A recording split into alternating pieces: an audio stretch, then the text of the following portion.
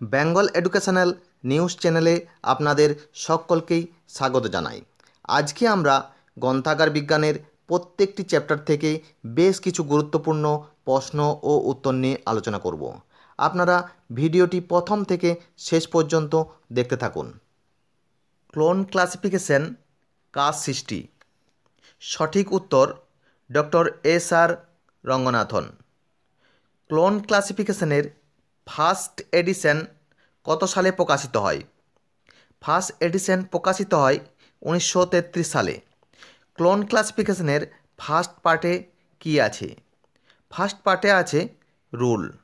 Clone ক্লাসিফিকেশনে কোন পার্টে schedule আছে? সেকেন্ড পার্টে শিডিউল আছে। ক্লোন ক্লাসিফিকেশনের কোন পার্টে ইন্ডেক্স আছে? থার্ড পার্টে ইন্ডেক্স আছে। এরপর চলে আসছি পরবর্তী প্রশ্নে। ক্লোন ক্লাসিফিকেশনের ফার্স্ট এডিশন কতগুলি পেজ নিয়ে গঠিত? সঠিক উত্তর 368টি পেজ নিয়ে। ক্লোন ক্লাসিফিকেশন অনুযায়ী কমন আইসোলেট কয় প্রকার ও কি কি? সিক্স এডিশন অনুযায়ী কমন আইসোলেট সাধারণ আইসোলেট দুই প্রকার, পূর্বগামী সাধারণ আইসোলেট এবং অন্তর্গামী সাধারণ আইসোলেট।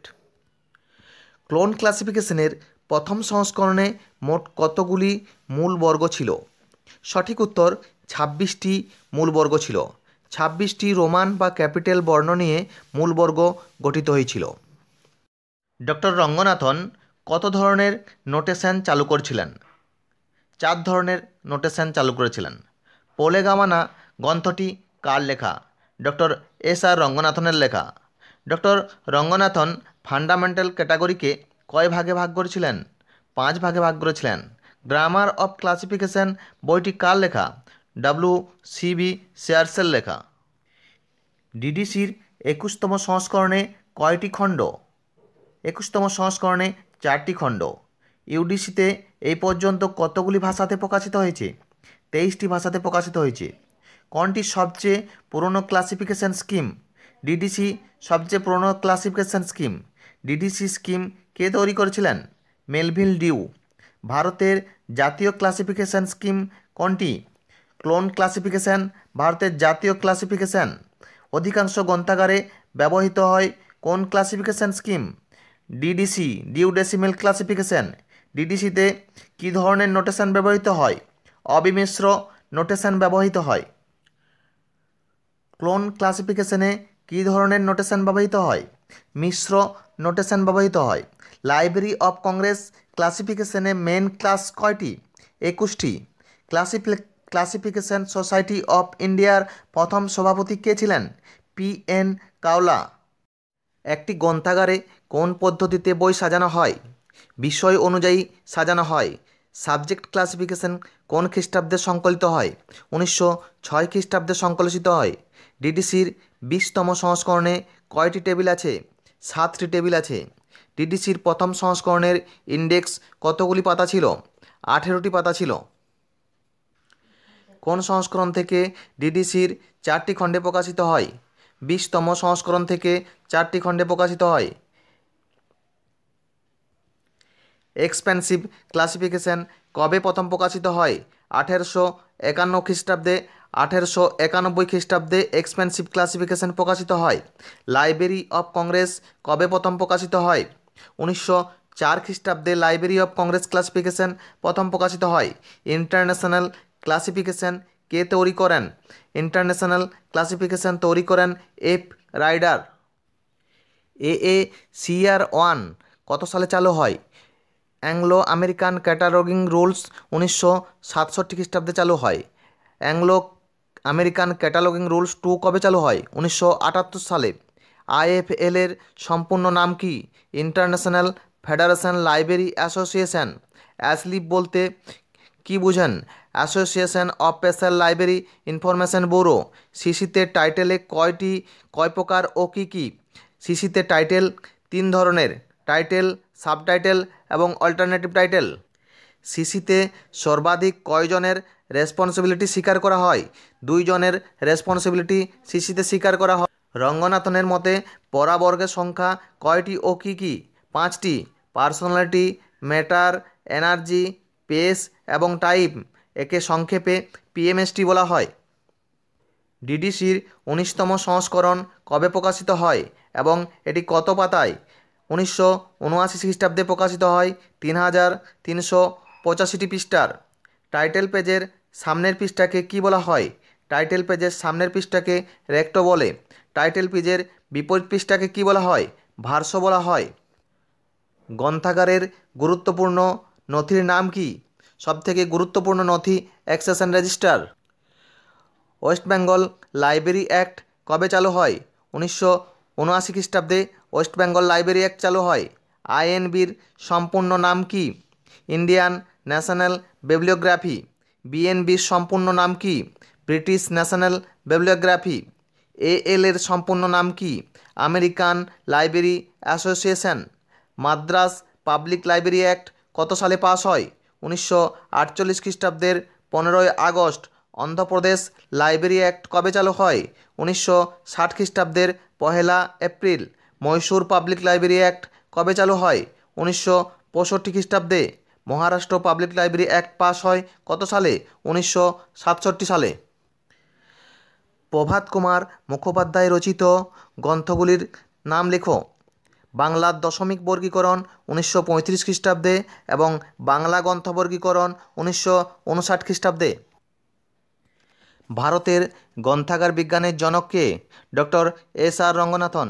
ইন্টারনেটের জনক কে? ভিন্ট কার্প ইন্টারনেটের জনক। আধুনিক লাইব্রেরিয়ানশিপের জনক কে? আধুনিক লাইব্রেরিয়ানশিপের জনক মেলভিল ডিউ। কম্পিউটারের জনক কে? কম্পিউটারের জনক চার্লস বেবেজ। ইনসাইক্লোপিডিয়ার জনক কে?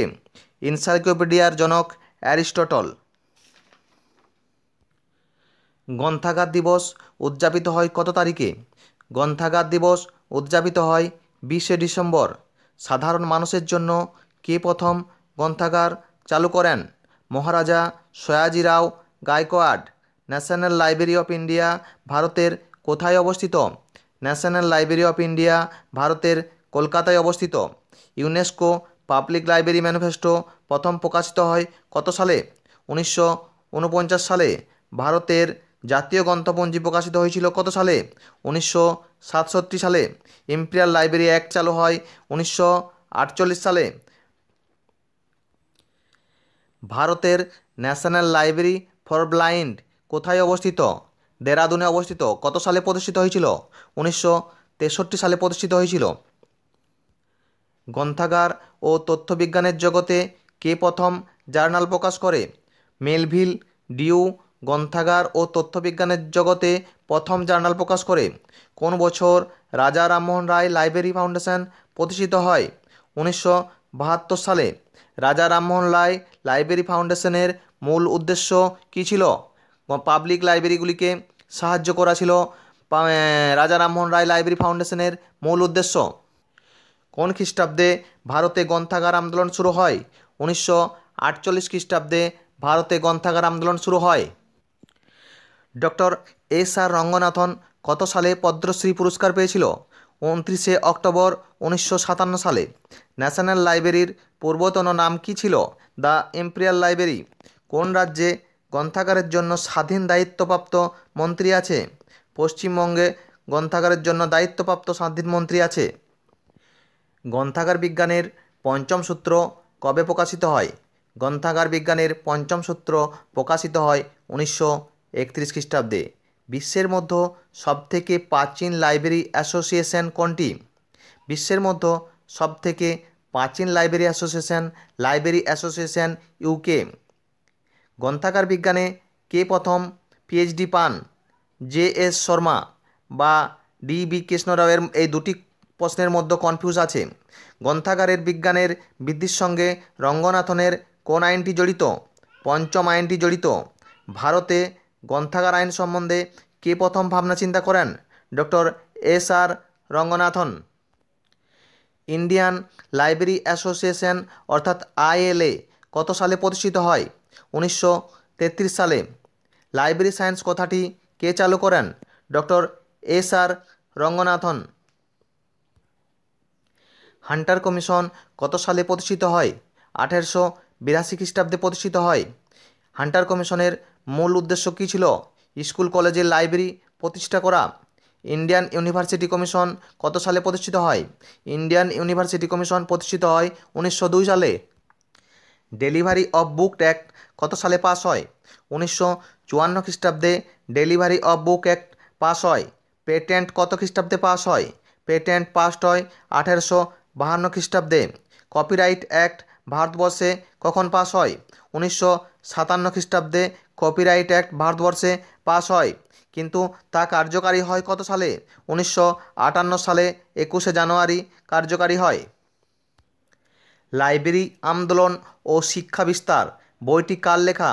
বইটি সুশীল কুমার ঘোষের লেখা লাইব্রেরি আন্দোলন ও শিক্ষা বিস্তার। ইন্ডিয়ান ন্যাশনাল লাইব্রেরি বইটি কার লেখা? ইন্ডিয়ান ন্যাশনাল লাইব্রেরি বইটির লেখক হলেন বি.এস. কেশবন। বেঙ্গল লাইব্রেরি অ্যাসোসিয়েশন বুলেটিন কার উদ্যোগে প্রকাশিত হয়? মনীন্দ্রদেব রায়ের উদ্যোগে বেঙ্গল লাইব্রেরি অ্যাসোসিয়েশন বুলেটিন প্রকাশিত হয়। বর্তমানে পশ্চিমবঙ্গে সম্পূর্ণ সরকারি গ্রন্থাগার আছে। 12টি সম্পূর্ণ সরকারি গ্রন্থাগার আছে। ভারতে